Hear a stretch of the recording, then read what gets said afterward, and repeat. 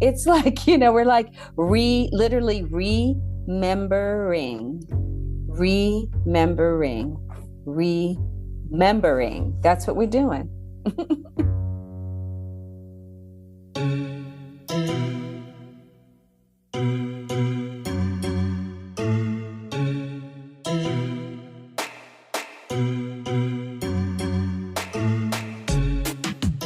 Hello, beloved listeners. This is Adrienne Marie Brown, writers of stories and songs, emergent strategist, and pleasure activist, living in the land of the Shakori, Skarura, Tuscarora, Eno, and Lumbee peoples. And this is How to Survive the End of the World, our podcast about learning from apocalypse with grace, rigor, and curiosity. Now, when I say our, of course, I'm including my co-host and sister Autumn, but she is currently on sabbatical, which is why I don't hear her voice starting us off. In her absence, and in honor of my book Fables and Spells, I'm giving myself permission to go full witch this season and having conversations with some of my favorite witchy teachers. I'll also be reading you little bits and pieces from the book as we go. Now, what I mean by witch is people who work with elements of the natural world, including human nature, to generate more possibilities. Witching is engaging the essential natural world with magic or supernatural intention. The names for what I am including in witch work are shamanism, sorcery, seeing, healing, herbalism, midwifery and doula labor, root work, conjuring, ritual, spell casting, astrology and divination, sound baths, altar building, song channeling, all the work of building a direct relationship with the realm of the spirit, the holy, the ethereal. My guest today is one of my favorite people that we've had on the show. And when we had her on the show before, one of our actually top shows that we've ever had is Makani, Themba, and her brother Robin, DG Kelly, who were on for our sibling series. And now Makani is back. And part of the reason I brought Makani back is because I don't know if everybody be knowing about Makani's witchy business. So as someone who's gotten to co-facilitate with Makani several times, a lot of people know that she's a brilliant strategist, that she starts projects that help people think differently about how we create change in the world. But what I know as someone who's gotten to co-facilitate with her is she does it with an altar in the room. That she comes in and she explains to people, here's all the elements of nature that we're going to call on to help hold what we need to hold today. And I remember in one particular room that you were like, I've got some oranges over here because we need some sweetness in this room. And do you remember that, Makati? Yes. So I want to bring you in. I want to ask you how you are right now. Oh, wait, one more thing to add to your bio is also that now she's got a whole cartoon that's coming out about her work, which is just a different way of weaving the spell. So Makani, welcome, my love. Oh, I am so thrilled to be here. Yes. Yes. Yes. How are you right now I today? am really good. I am so grateful. I got to spend time in Southern California with my family, Yay. and we forget, right? We're running around. I think COVID, everything, we're remembering how important it is to connect with people we love in person. You know, It's we were precious. acting like Zoom was really doing it, but Yeah. nope, It's not the same. It's not the same as a hug. no, Yeah. not I'm at really glad you all. got that time. You look gorgeous as always. Oh, thank you. Um, I know, I knew when I was pulling people in for this that I'm like, I'm using the language of witch, but that's not necessarily how people would talk about themselves or describe their work. So I wanted to ask you, how would you identify that kind of magical work that you do? That is that's a great question. I actually don't have problems with the word witch, Yeah. because I know it's part of a tradition Hmm. that centers feminine power. Hmm. And so I love that, right?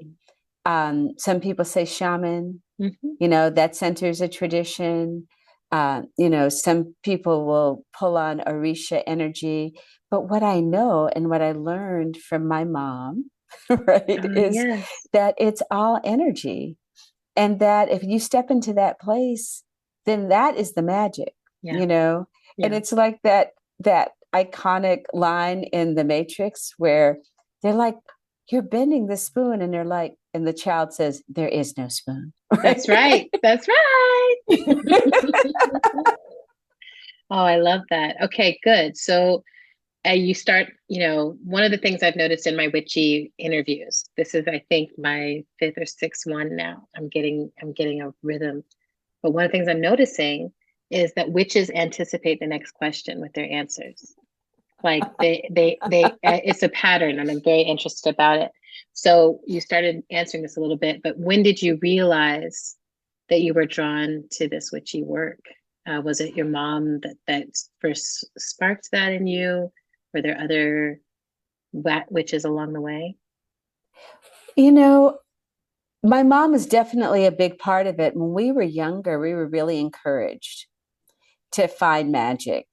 And Mm, that was really awesome. And so, like myself, my brothers, we were, this is before my sister was born. I was a teenager when my uh-huh. sister was born. Milan, who many people know as well, who's also an awesome writer and person of magic. Your family rolls thick. It Yeah, really is true. yeah. But and my mom was always like meditation. She was a meditator, Mm, and this was like 60s, when it was just becoming a thing, but not that many black mamas where we lived were yeah, meditators. yeah, She was definitely that. And so I think that practice of being still helps you pay attention to and plug in to the fact that you are just this massive energy, that you're buzzing, that you can do things with your mind, you can imagine things. And I think ancestrally, having both the Caribbean and the Southern yeah. thing where people were into, like, sometimes it was like cursing somebody, they're mad at somebody and they're like, get a lock of their hair, or whatever. Or people would say, don't leave your hair in the brush. Somebody could take that and do something to you. So I this, still so get I that grew warning up, all the time. right? I still So get it's that like warning you all the grow time. up, right? You grow up with this idea that that it's more than what you can see, and that people have power, you know, and all they need is a lock of your hair. And all kinds of things can happen, right? So I think that level of both imagination and energy really drove it and grounded it and rooted it. And then as an organizer, you basically work in the magic of what happens when people come together. I mean, that's what organizing is, like, essentially. And then people are together and they're like chanting. They're Exactly. basically incanting power. And I remember when my daughter was about 14 and we went to this really big march in New York. No, she was 11 because it was 9/11. It was Oh, after wow. the bombing, and we went up to New York to be a part of the protest. We had actually lost family, who were killed in the towers, Oh, and we wow. wanted to be part of this thing. And my daughter was just like, oh my God, I want to do this forever. Like, I want to be in a march. And it was February. It was Yeah. cold as Yes. heck. Yes. And so what I think was it was like a reinforcing moment, that this magic of when we get together, the way our voices vibrate when we're Mhm. chanting, the marching, the energy that happens when we're there in one purpose. There is nothing like a big march. No, there's not. And that to me is an example of, like, that that energy moving, and that's what we do. We're there to make that magic happen. I really love that because I often think of it as when we make ourselves one body, like when we make of ourselves one body, Yes, right? That I'm yes, like, now we're something larger than we were before, something larger than we could be on our own. Um, which I think is witching, like I'm like, part of it is also, I've been, I'm like, I know I do my share of mushrooms, but there's so much that feels alive in me about how we are interconnected and we are actually one entity. And having exactly. all these divergent, disparate, seemingly contentious experiences, but still part of this one body. And then those marches and those organizing moments, some of the rooms we facilitated, there'll be this time where it's like, that's it. Here we are conspiring together. Here we are Exactly. breathing together. Here we are moving together, moving for the sake of our whole body. Because that's essentially who we are. That's I literally mean, who we all are. we're doing, it's a reunion. It's not even like we are a separate body. It's like, we're like literally remembering, You're Toni Morrison. remembering. That's what we're doing. That's what we're doing.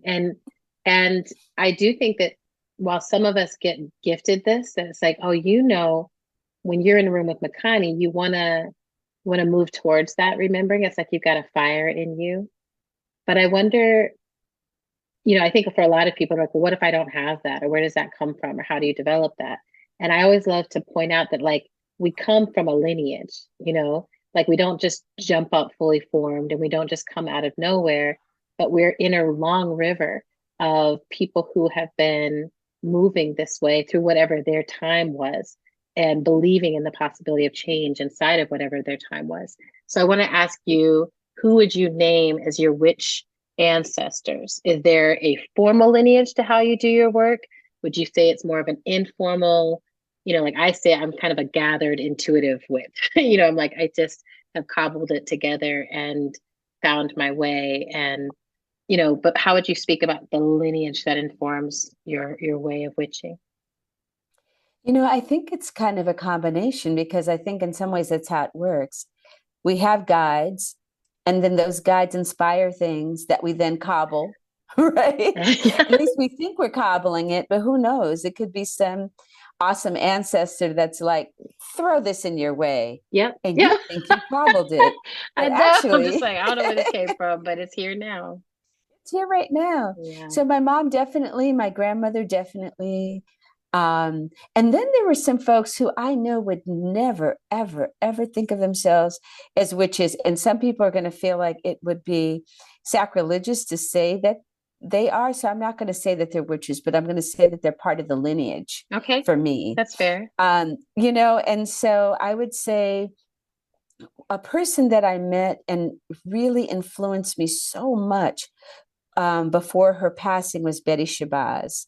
And I only Um, met her a couple of times. uh-huh. But what the turning point was for me was before I met her as a younger person, um, all my real role models besides my mom in organizing were men. And so I thought I used to Mm, have to talk like that and act like that. This is like teenage, you know, mhm. and then to come across someone who engendered so much feminine and was so clear that that was how she was going to make change in the world Mm. was interesting. And it also helped me really recognize my mom because at that point as a teenager I was rejecting a lot of what she was about because I I mean, because felt you like have it was to. That's mom. right. That's Well, your there's mom. that part, right? Where you try to, but there's Like, also I'm this different. story, Yeah. right? The Yeah. patriarchal story, though, of what organizing is. Hmm. And I was like, that's not organizing. That's just some love shit. I don't even know what that's about. I can't even get with that because I need to be angry. And sometimes you have to see somebody who's not related to you, right? That's right. To see, and then you're like, oh, I get it. I get it. And because love is the ultimate witchy force, right? It's the ultimate thing, right? It And really once is the ultimate. right, and Yeah. once you and so I feel like Betty Shabazz was really important. Of course, my mom. I felt like there were people like Sonia Sanchez, who every time she Mm. stepped to the mic and anytime I was around her over the years, and I still feel that way every time I'm around her, that she brings a spell. She brings the And spell. and there was a moment, we have a friend who's an ancestor, Damu Smith, Oh yeah. um, and he was a very well-known environmental justice activist who passed away of cancer. And we were having this thing for him, and she stopped everything, took out a white handkerchief, and created this energy. And then she had us say these words, and she was putting it into this handkerchief, right? And all of this thing. And I was like, I need to come out the closet around my, That's like right. she really inspired me to be like, why do you not bring this into your work? You got it. And the other person I just have to shout out is Aisha Rashid. Yes. Um, so because I she love that. also is, I think, one of my teachers, Yeah, she's going to be and on one this of the podcast too. yes, Yes. because she's definitely one of my teachers, and there's things I learned from her in the most um, gentle, tender ways that Hmm. I Yes. that just really shaped my practice in being in the world. I love that. Thank you. That lineage feels like, I mean, I think this when I hear lineage, but I'm like, oh, you're doing something right if that's your people, right? Like, sometimes I'm Yes, like, I don't know if I believe in me all the time, but I believe in my people. Like, I believe in the lineage exactly. that I believe in the teachers. And yeah, good. I love hearing that. And if more people occur, feel free to weave them in.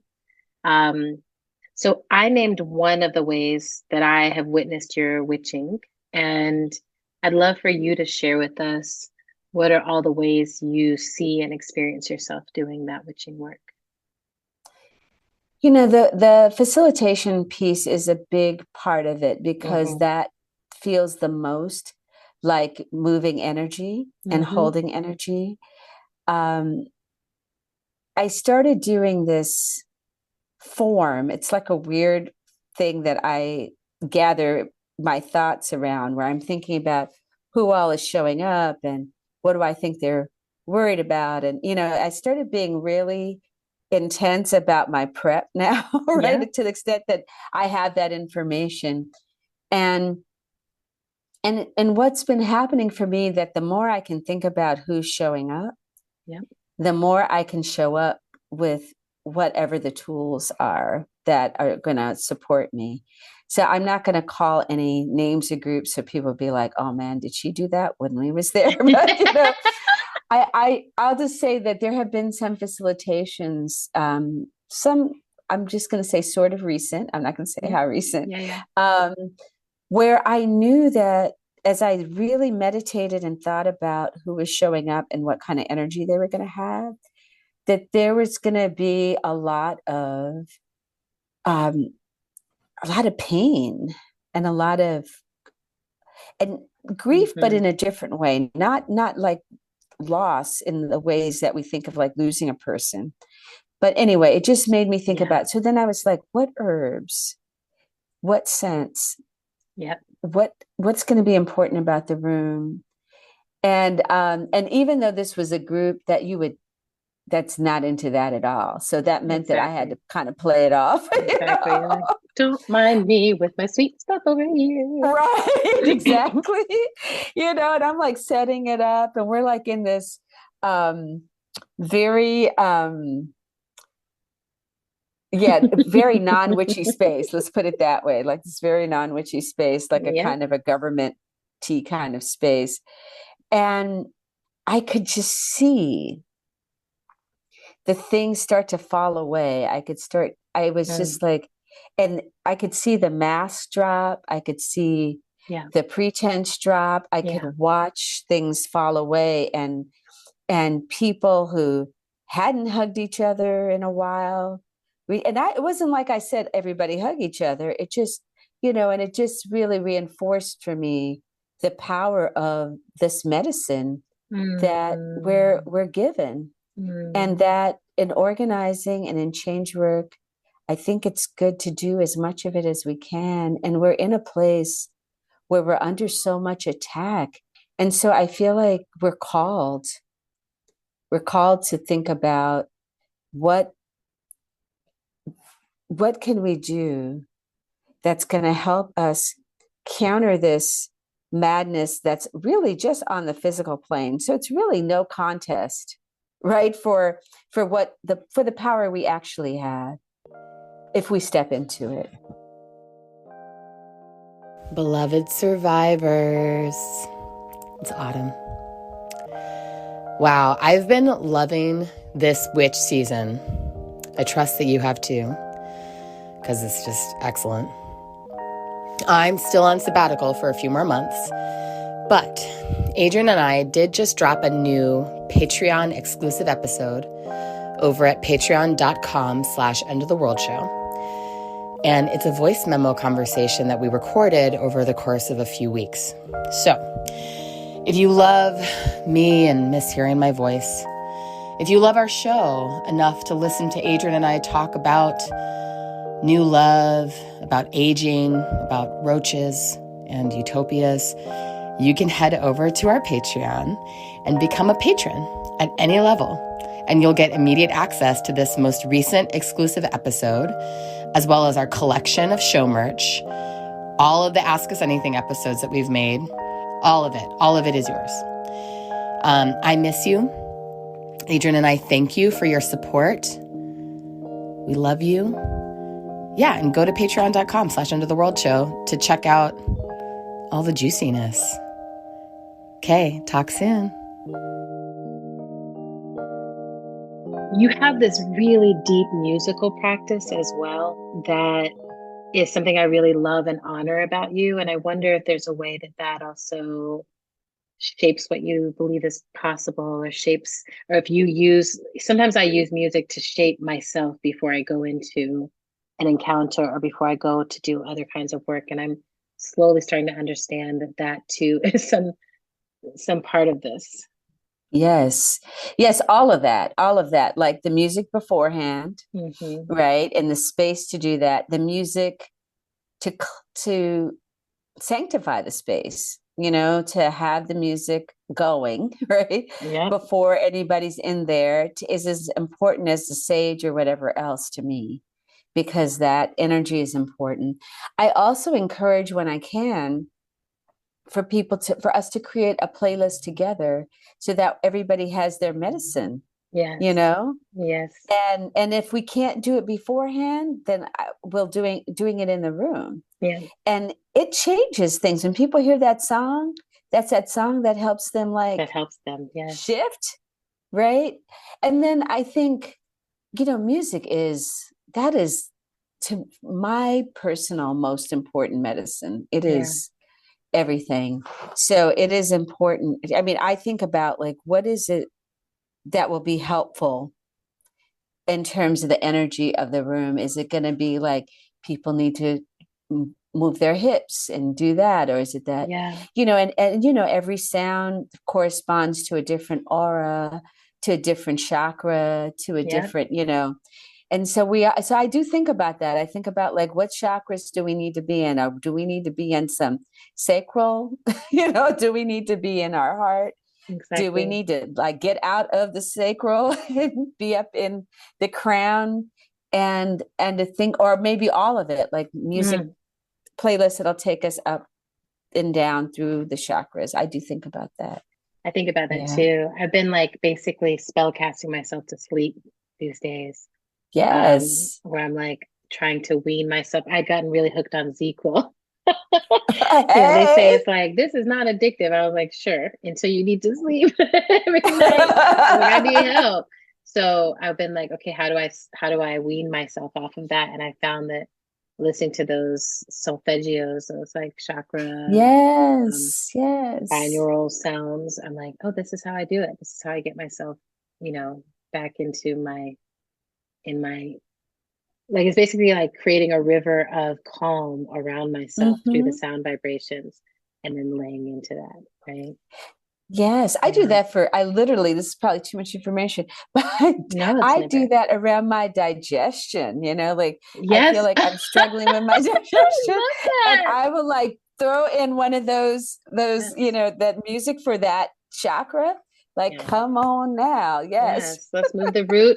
Yeah, that. Yes. And then my friend taught me an abdominal massage I've been doing every morning. Yes. And I'm just look, this body, I really have a different, deep, worshipful appreciation of my body right now. And I'm just the world is a dance between how I take care of this vessel and then what bodies of water I put myself into, Yes. And I'm I can put myself in the most painful, stressful bodies of water I can treat this vessel like it doesn't need any care. And then that's the experience of this world that I'm going to have, is one where I can't handle it. Right. Or I Right. can treat this vessel like this is the altar, this is the sacred vessel, and I'm moving myself towards the healing water. And it's the same world, it's the same earth, it's the same people, but I'm having a fundamentally different experience inside of it. No, it's so true. And then the other piece too, relate, which is like, yes, yes, yes, Yeah, yeah, yeah. is that, I won't get into all the details of it because I know there'll be some, not anybody who listens to this show would not think I'm crazy, but there are Never. other people probably think I would be crazy. But I remember having this really beautiful encounter with Oya, who's an Orisha that some people may know, Mm. and not going into the whole thing, but what became clear to me was that um, we're in this life, in these bodies. Um, the thing that distinguishes this part of our living, because we're eternal beings, right, Yes. is being in these bodies to feel, to Mm-hmm. have these Mm-hmm. experiences, because that's not what you get to do after you leave the That's right. body in the same way, right? And so there's some things I have given myself a little more grace around. Yeah. Like, it's like, wow, I love food. I love how good food tastes, Yes. you know.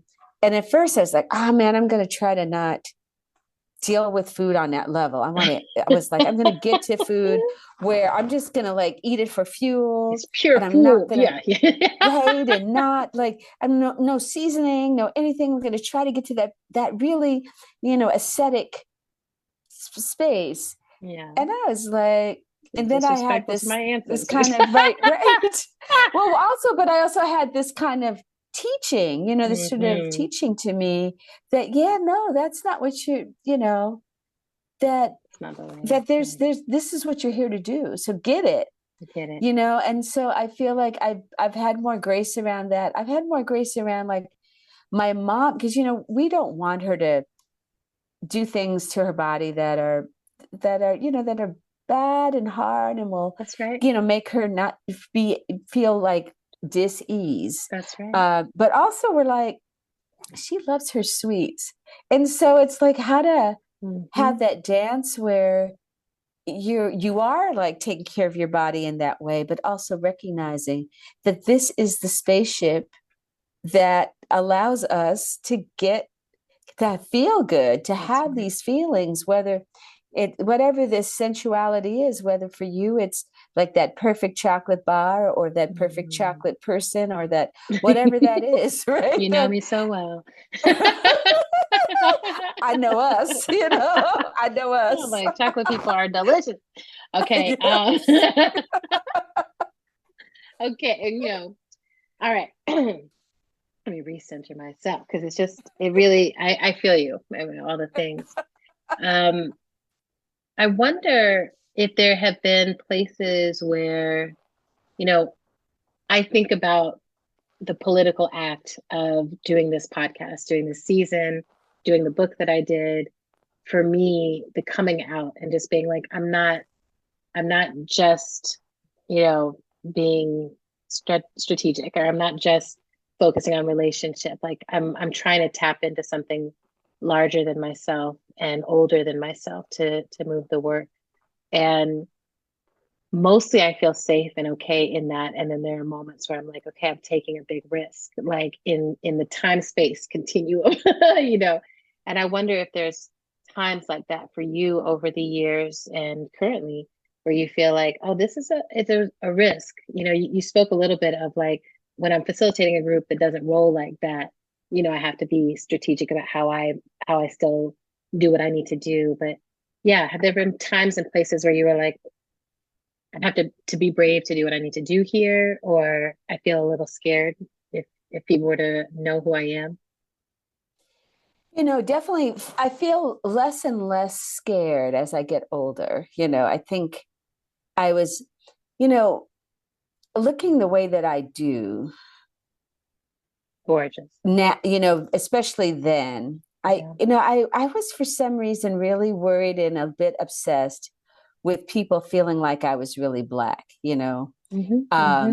And so I wanted to not do anything that that would mess with my credentials at one point. Now I'm like, yeah, if y'all don't know I'm Black by now, well, forget it. Yeah, I can't really it's not help my you. job. Yeah. Right. And um so I did have times where there's things about like my Caribbean upbringing and the spirituality and stuff that felt like at one point felt like it was going to mess with my quote, whatever this thing I had in my head Yes. that was whatever the true official Blackness was, Uh-huh. and lean more into the Southern or lean more into not the eating part. Got ate Caribbean food, never not ate the Period. food, but Okay. but so you go through that, and I felt like that my hiding around that was part of that, right? Mhm. Like, Mhm. because people would literally say to you, that's not Black, or that's not Black, or that's not Black. And then I think by the time I got to my 30s, um, it became less and less of a thing. Mhm. And then I also appreciated, because I think some of my teachers were also Indigenous folks who I Mhm. worked with over the years. Um, and so grateful for the way in which that folks never fronted, like people Period. just brought it, right? And I was like, I knew about that, and I think it got to the point where so many of us as folks who are Black or Black and Mhm. something, Yeah. um that we would be in these spaces, these multicultural spaces, and then people would act like we had no culture, and or we Mm. had none of that. And I have literally been in spaces where Black people have Mm. opened up a space, and I've had these were younger Indigenous folks be like, well, you didn't do it right, because Yes. they didn't do it the way they did it. Yeah. And then you have these tensions, and you think, wow, and I think because many of us haven't been practicing in public, Yes. and this is becoming a new thing, then people are getting used to this. Or I was Yeah. at even at things at South by Southwest sometimes, where there's been like a little bit of a tension. It's less now, but the tension started as people started coming more out and saying, okay, well, we have things that we hold, we have rituals, we have Yeah. things. And I think now there's more space for them to just be together, and us to realize how much we learn from each other. Mm. And but I am grateful for so many of my, especially Indigenous women, um Yeah. that have, and Two-Spirit people who have really held that Yes. and inspired me. So yes, it's true. I have felt a little like anxious and worried. And I think also what I worry about is when I'm doing things with people who are super Christian, because I Yeah. work with all kind of folks. Same. Mhm. And so I'm always having to bridge, Yeah. because the right wing attacks our people, and they say these crazy things like, don't talk about social justice, or this thing is not really Jesus, or and so I Mhm. find myself in spaces, as a preacher's kid too, like saying, hey, this is the Jesus that I know. um I have a few Bible passages in my pocket I have to pull out sometimes, and then sometimes I remember being at a session, with a group of Black women, and I refer to Harriet Tubman as one of my Orishas. Uh-huh.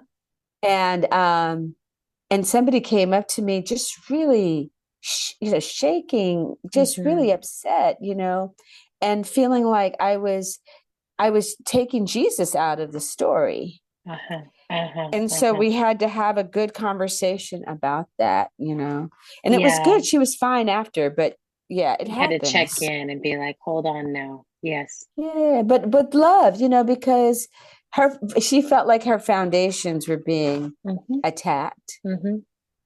Yeah. I feel like I'm really grateful for the paths you just wove into that, right? Because I feel like so much of this is trying to survive in a culture that's telling us there's one right way. And whatever that right, so initially it's like, okay, well, there's one right way, it's white supremacy. There's one right way, it's this colonized, capitalism, racial capitalist worldview, right? This is the one way. And then as we try to resist that, we also have to resist the idea that there's just one way to be, right? So it's like, oh, there's not just one way in the Black church, or one way this path for being a witch, or one way this path for Blackness. It's actually multitudinous in every way at all times, because that's who we are. But yeah, sometimes it requires great bravery to just be who we are. And I think that, witches have paid a huge price for that. Without doubt, Mhm, without doubt. mhm. And there is a lot around this dying patriarchy that Yeah. is kind of sputtering. And I remember that there was this great, amazing, like, mentor and leader. He's an ancestor now, Rafiq Bilal, who was in the Bay Area for many years. He had this space, actually, music space, poetry space, called the Upper Room. And he was very much into Egyptian astrology. And he would talk about the fact that we were ending the end of the patriarchal epic and moving Period. into the feminine, and, and all of what that meant, right? And so it would be this, for me, it was just sort of this eye opener. I think I was like 30 or something when he would talk about this. And now you can still see, Mm, you can still see it unfolding. yes. Because an age lasts so much longer than we also understand it to. I think right now we have such short attention spans and such a short sense of how long change takes. And I keep trying to like widen out and be like, if something has been in place for centuries, right? Yes. It takes a while for that to actually pivot, and we have to be part of it.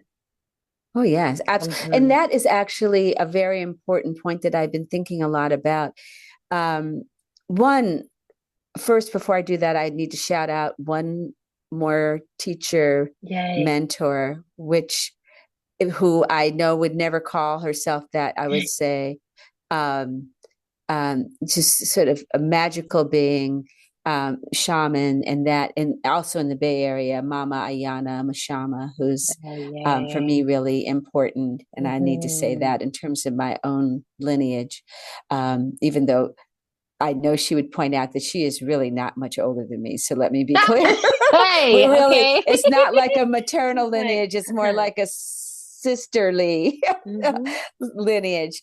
That said, I oftentimes, right before I wake up, I get like this, like a little message, like a little, like, this Yes, is something to think about yes, for the day. And one time I was this image of people kind of like bending the arc of justice, hmm, right? People say the arc of justice bends, the arc of, bends toward yes. justice. And it was like all of these people sort of like, almost like it was like a hard taffy, and we're like moving it. And it was just this reminder, right? Mm, That we bend it. Like you're saying, it's like we bend it. It doesn't just naturally bend, no, right? We bend it, we shape it.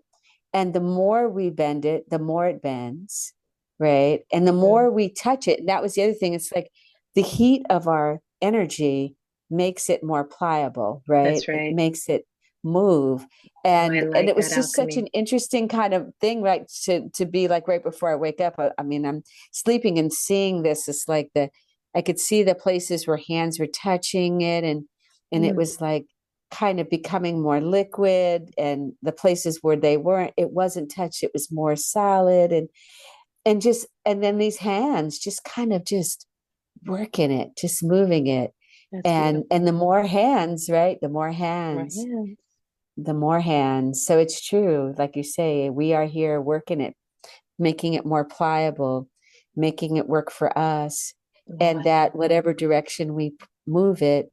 And that's part of the spell too, right? Is Yeah, to literally put our hands on it, that's right. metaphysically, quantumly, whatever, right? And just like we work it.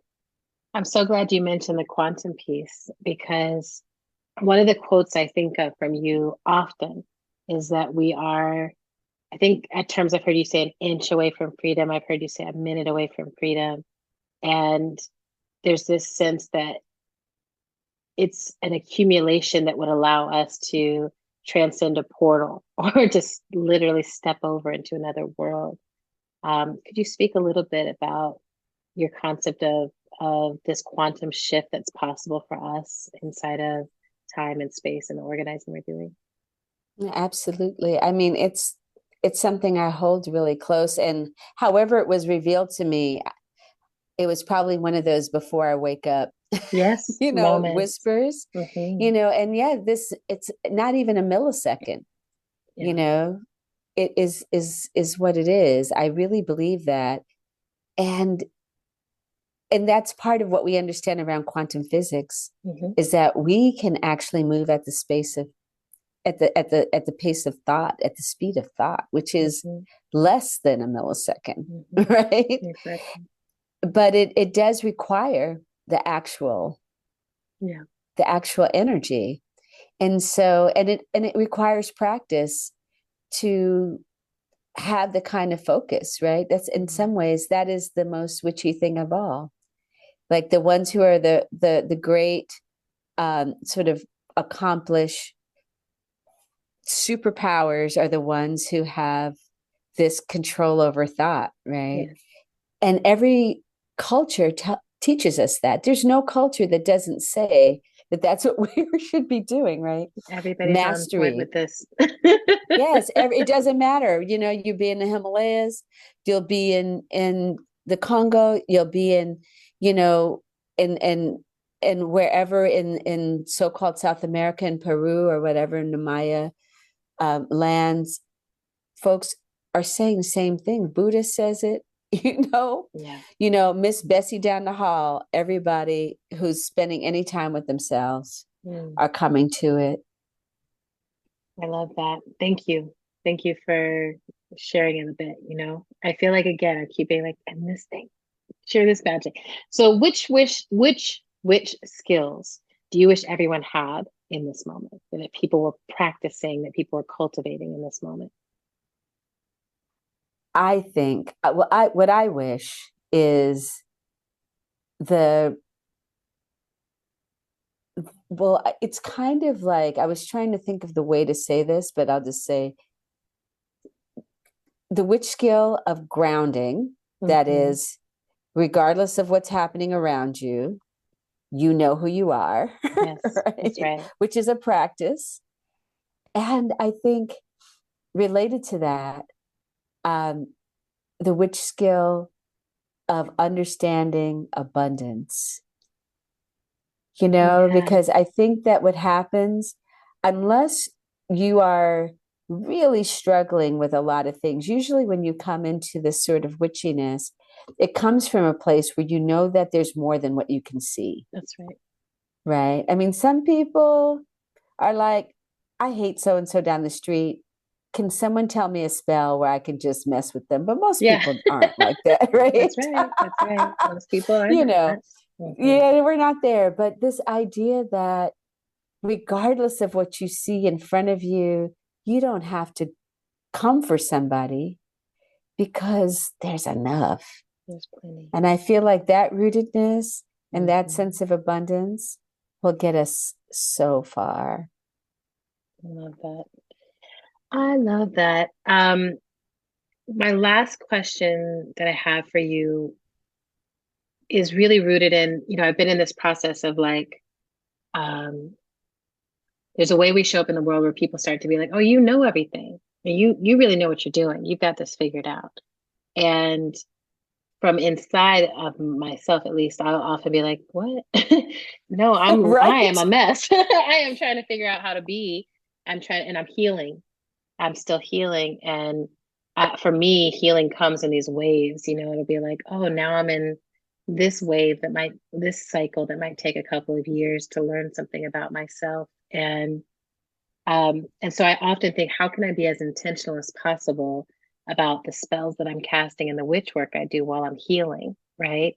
Given that I'm like, I don't know everything, I'm figuring it out, and I still have this thing to offer. I just wondered if you had any thoughts on that and how you navigate.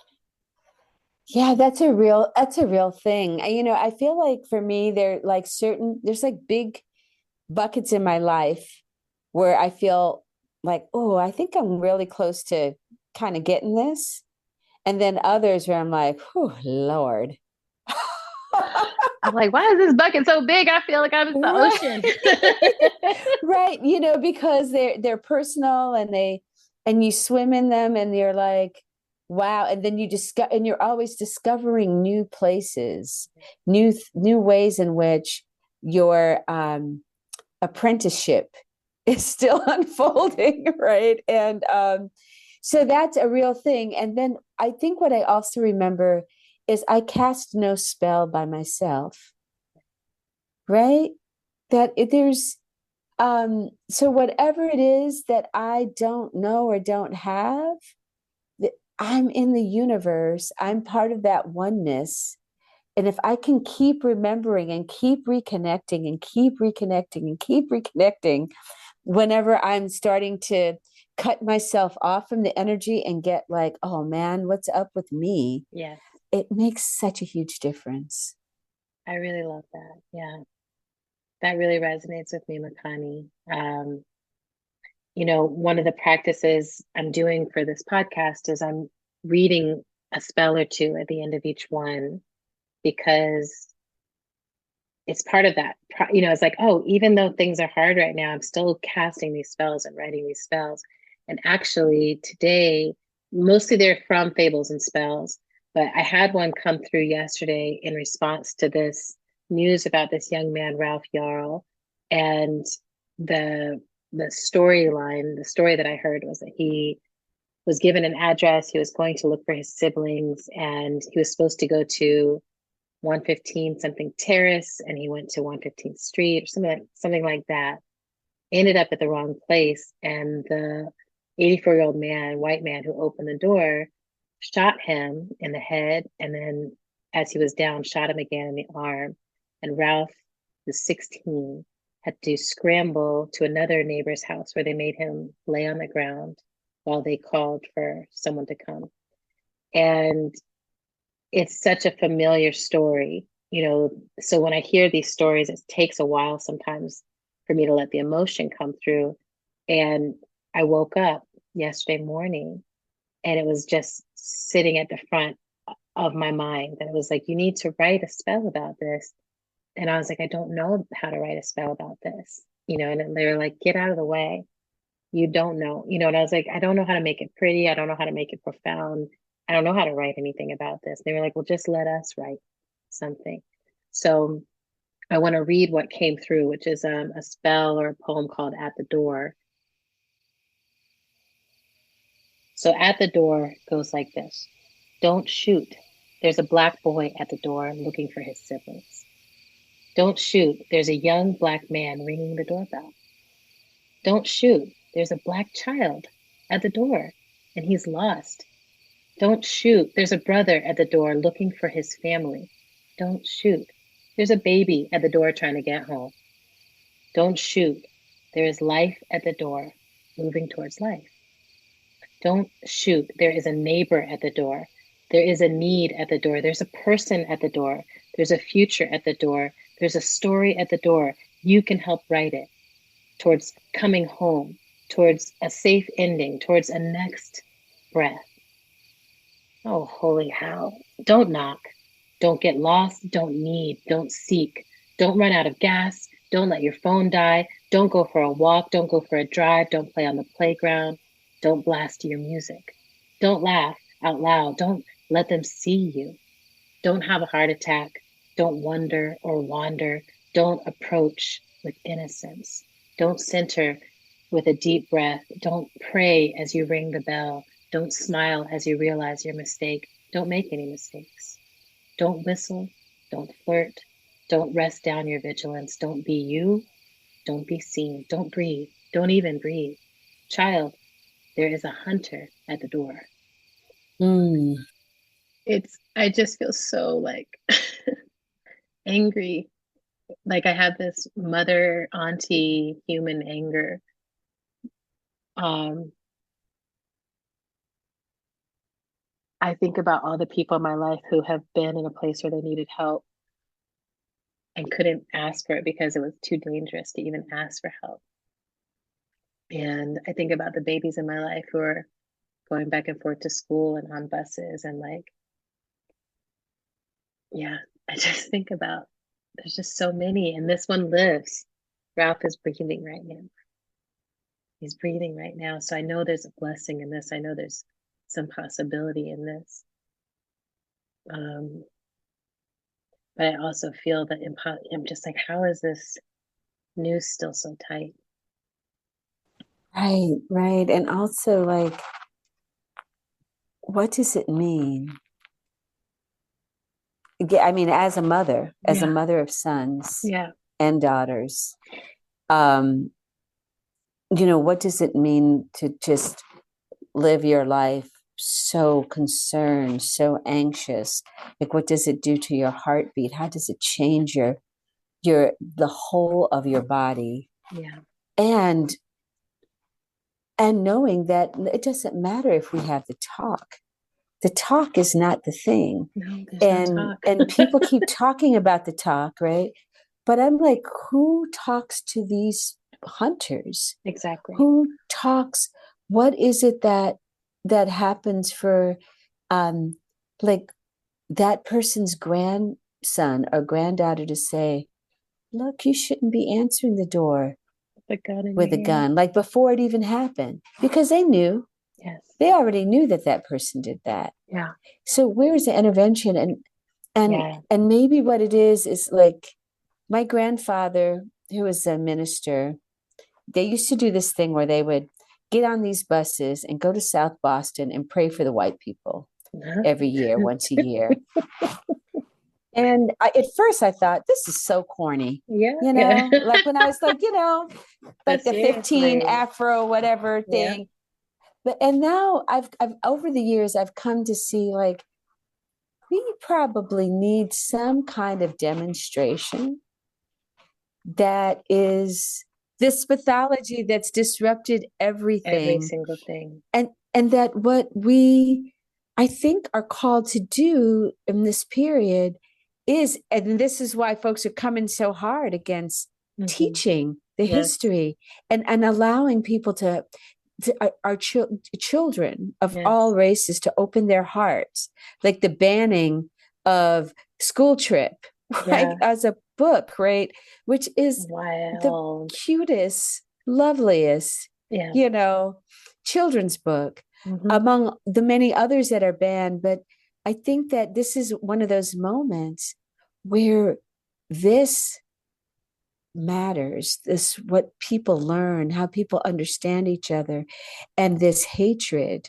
and Mm-hmm. this fear, like we have to take it up in particular kinds of ways, Yeah.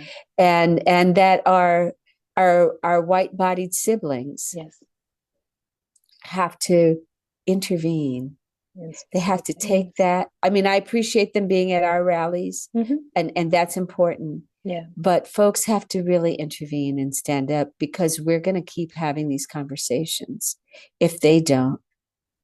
Ashe, ashe, ashe.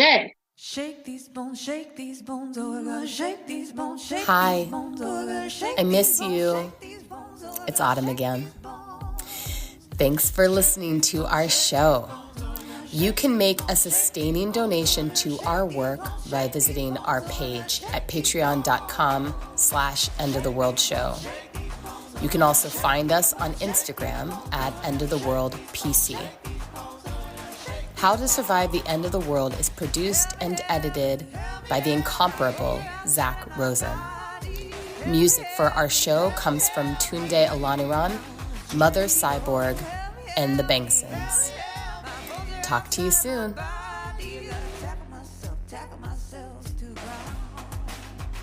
You know I gotta shake these bones, shake